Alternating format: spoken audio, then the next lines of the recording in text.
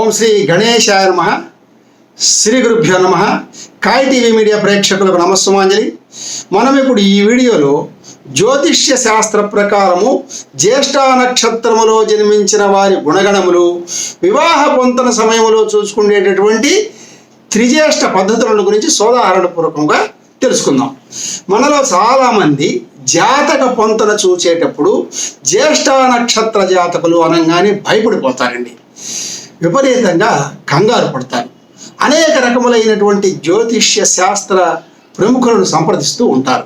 అంత కంగారు పడవలసిన అవసరం లేదు.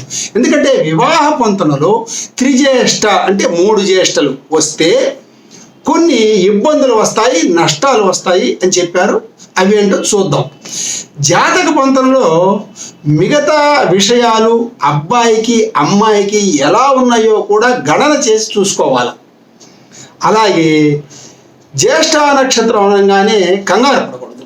ఇది అసలు శాంతి నక్షత్రం కాబట్టి శాంతి ప్రక్రియలు అనేక విధాలుగా జ్యోతిష్ శాస్త్రంలో చెప్పబడ్డాయి. అంటే దానాలు, నక్షత్ర శాంతి, అలాగే హోమాలు, అభిషేకాలు ఇవన్నీ ఉంటాయి. కాబట్టి జ్యోతిష్య నిష్ణాతులను సంప్రదించి ఇవన్నీ చేసుకొని పరిష్కార మార్గం ఉంటుంది, చూసుకోవాలి. అలాగే అసలు ఈ త్రిజ్యేష్ఠ గురించి తెలుసుకునే ముందు ఈ జ్యేష్ఠ నక్షత్రంలో జన్మించిన వారి యొక్క గుణగణాలను ఈ వీడియోలో అవి కూడా కొంచెం క్లుప్తంగా తెలుసుకుందాం. వాస్తవంగా వీళ్ళు మంచి ప్రవర్తన గలవారై ఉంటారండి. అలాగే వీరికి అధిష్టాన దైవము ఇంద్రుడు. వీరి రాశి వృశ్చిక రాశి, వాయుతత్వం కలిగి ఉంటారు. వీరికి దశానాథుడు బుధుడు. దైవభక్తి కలిగి ఉంటారు, దృఢ చిత్తం కలిగి ఉంటారు. అందరినీ ఆకట్టుకునే తత్వము, హాస్యప్రియులు వీళ్ళు. ఎప్పటికీ ఇది ప్రస్తుతమో అప్పటికి ఆ మాటలాడి అన్నట్టుగా ప్రవర్తిస్తారు. విద్యా ఉద్యోగాల్లో రాణిస్తారు. పరోపకార బుద్ధి ఉంటుంది. జన్మజాతకాన్ని బట్టి నిర్ణయాలు తీసుకోవాలే కానీ ఈ నక్షత్రము అనగానే ఆందోళన పడిపోకూడదండి.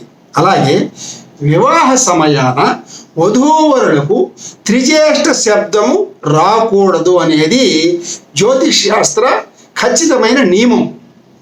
అలాగే ఈ పద్ధతికి వ్యతిరేకముగా ఎవరైనా ప్రవర్తించి త్రిజ్యేష్ఠలో వివాహాలు చేస్తే అనేక నష్టములు, అనేక కష్టములు, ఆ సంసారం ఆటే కాలం నిలవదని చెప్పి జ్యోతిష్ శాస్త్రం తెలియజేస్తుంది. అది గమనించుకోవాలి. అసలు జ్యేష్ఠులు అనగా ఎవరు?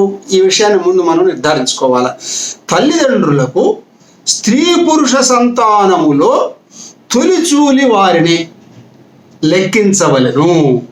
ప్రస్తుతము జ్యేష్ఠులు అనుకున్న వారి కంటే ముందరి వారెవరైనను ఆ తల్లి గర్భమున జన్మించి మృతులైనచో ప్రస్తుతము బ్రతికున్న వారిని జ్యేష్ఠులుగా లెక్కించరాదు. ఇది అందరూ కూడా గమనించవలసిన ముఖ్య విషయం. అబ్బాయికి అమ్మాయికి వివాహ పొంతన చూసే సమయంలో ఈ త్రిజ్యేష్ఠ వస్తే ఏం చేయాలా? అసలు ఈ త్రిజ్యేష్ఠ అంటే ఏమిటి తెలుసుకోవాలా. త్రిజ్యేష్ఠ అంటే అబ్బాయి అమ్మాయి ఇద్దరు ఆ ఇంట్లో పెద్దవాళ్ళైనారనుకోండి, జ్యేష్ఠులు. వాళ్ళిద్దరికీ కూడా జ్యేష్ఠ మాసంలో పెళ్లి చేయాలనుకోండి, అక్కడ త్రిజ్యేష్ఠ వస్తుంది. అబ్బాయిది అమ్మాయిది వీళ్ళిద్దరూ జ్యేష్ఠులై ఉండి జ్యేష్ఠ మాసం అయితే 3 జ్యేష్ఠలు కదా, త్రిజ్యేష్ఠ వివాహానికి పనికిరాదు. అదొక రూల్. అలాగే ఒకరు జ్యేష్ఠులు, ఒకరి నక్షత్రం జ్యేష్ఠ నక్షత్రం, జ్యేష్ఠ మాసం 3 జ్యేష్ఠలు వచ్చినాయిగా, అక్కడ కూడా వివాహము చేయరాదు. తర్వాత ఇద్దరూ జ్యేష్ఠ మాసంలో పుట్టారనుకోండి, అలాగే జ్యేష్ఠ మాసంలోనే పెళ్లి చేయాలనుకోండి, త్రిజ్యేష్ఠలోదైగా, అక్కడ కూడా కూడదు. ఇంకొక కండిషన్ ఏంది? ఒకరు జ్యేష్ఠ మాసంలో పుట్టారు, ఒకరు జ్యేష్ఠ నక్షత్రంలో పుట్టారు, జ్యేష్ఠ మాసంలో పెళ్లి చేయాలనుకోండి, అది కూడా కుదరదు. తర్వాత ఇద్దరు జ్యేష్ఠులు, ఇద్దరివి జ్యేష్ఠ నక్షత్రాలు, జ్యేష్ఠ మాసంలో పెళ్లి చేయాలా, అసలు కుదరదు. ఇది జ్యేష్ఠ పంచకం, త్రిజ్యేష్ఠే కుదరదు కదా, కాబట్టి ఇది అసలు కుదరదు. తర్వాత జన్మతార జ్యేష్ఠ అయ్యుండి ఇద్దరు జ్యేష్ఠ జన్ములైనా కూడా త్రిజ్యేష్ఠ అవుతుంది కదా, అది కూడా వివాహానికి కుదరదని శాస్త్రం తెలియజేసింది. తర్వాత ఇరువురికి జ్యేష్ఠ జన్మ నక్షత్రమై ఒకరు జ్యేష్ఠులైనారనుకోండి, అది కూడా కుదరదు. అలాగే జన్మ తార జ్యేష్ఠ, మరొకరు జ్యేష్ఠులు, మాసం జ్యేష్ఠ మాసం, త్రిజ్యేష్ఠులు కదా, అక్కడ కూడా వివాహ పొంతన కుదరదు, చేయకూడదు వివాహం. అంటే ఈ విధంగా జ్యేష్ఠులైన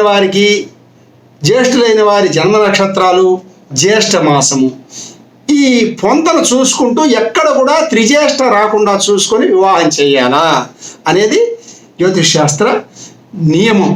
కాబట్టి ఈ విధంగా చూసుకొని ఎక్కడైనా త్రిజ్యేష్ఠ వస్తే వదిలేసి వివాహం చేసుకోవాలా. ఉదాహరణకు ఒక ఉదాహరణ చెప్పుకుందాం. ఒక అమ్మాయిది జ్యేష్ఠ నక్షత్రం, అబ్బాయి జ్యేష్ఠుడు, వాళ్ళిద్దరికీ ఇబ్బంది లేదు, కార్తీక మాసంలో పెళ్లి చేసుకోవచ్చు. ఇంకా రకరకాల వివాహ పొంతనలు ఉన్నాయి కదా, అవి లెక్కగట్టి చేసుకోవచ్చు. కాబట్టి త్రిజ్యేష్ఠలో వివాహం కూడదు అనేది జ్యోతిష్ శాస్త్ర నియమం అండి. ఇది అందరూ తెలుసుకోవాలా. సర్వే జనా సుఖినో భవంతు. స్వస్తి. మరిన్ని అప్డేట్స్ కోసం మా కాయ్ టీవీని సబ్స్క్రైబ్ చేసుకోండి. మా వీడియో కనుక మీకు నచ్చినట్లయితే లైక్ చేయండి, షేర్ చేయండి. మీ విలువైన అభిప్రాయాలను కామెంట్ బాక్స్లో తెలియజేయండి.